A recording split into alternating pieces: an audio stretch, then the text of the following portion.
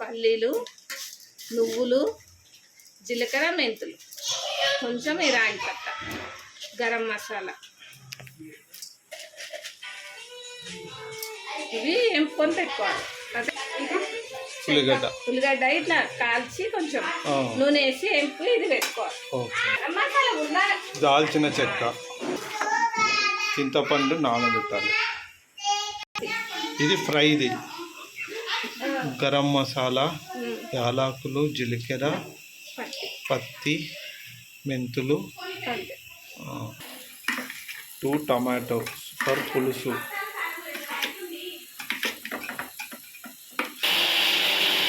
చేపలు నీట్గా కడగాలి.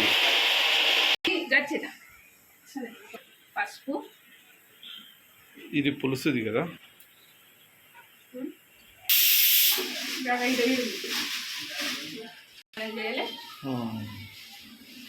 ఇది మొత్తం వేస్తున్నావా?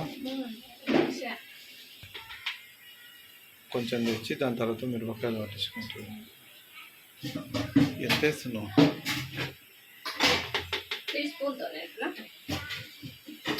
దాంతోనే కొడుతుంది. ఒకటి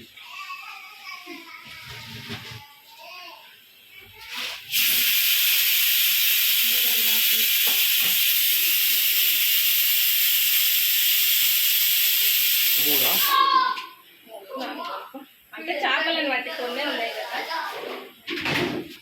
ఇది ధనియాల పొడిగా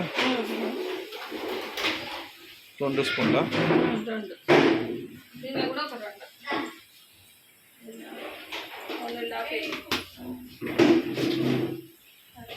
చింతపండు ఎందులో వేయాలి? చేపల పులుసు దీంట్లోనా? కొంచెం వేసి వాటర్ కూడా పోసేస్తే.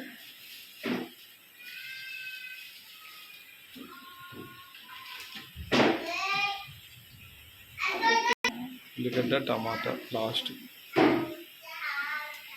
అది పెద్ద చెగ్గు ఉంటే మంచిగా వస్తుంది.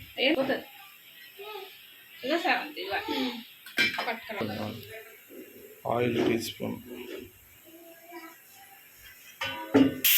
అల్లం వెల్లుల్లి పేస్ట్ పచ్చి ఉంటుంది. నిమ్మకాయ,